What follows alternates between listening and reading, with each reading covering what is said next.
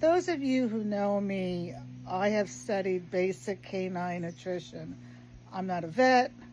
I didn't go to school to learn vet nutrition, but I've studied basic canine nutrition and I've been home cooking for over 14 years.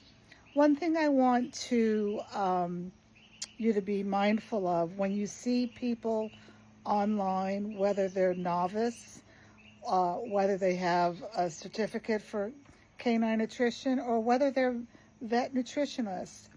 I'm seeing a lot of people not being exact what they're saying. I just saw it a few minutes ago. They give you a recipe and they'll say like 3 pounds of ground beef. Okay, no, you need to be more specific.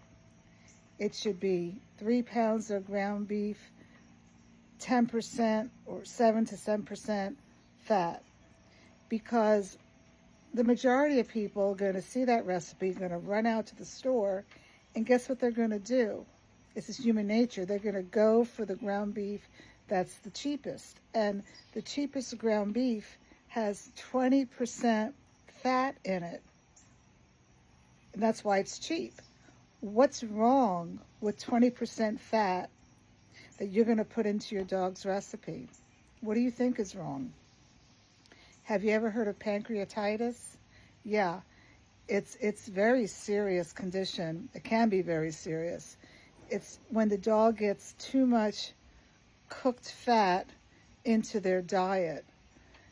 And trust me, I know from experience, the dog can have horrible poops in the house that could last several days.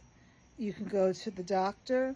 I've known people that have spent, and I've consulted with them, I've helped them get on a good diet, $12,000 they spent for ER visits and 3 night stays in the hospital from having too much fat in the diet. Okay, some dogs don't ever recover from pancreatitis. So, again, I'm going to close by saying, if you see a recipe and it says beef, ground beef, it needs to be a low-fat ground beef.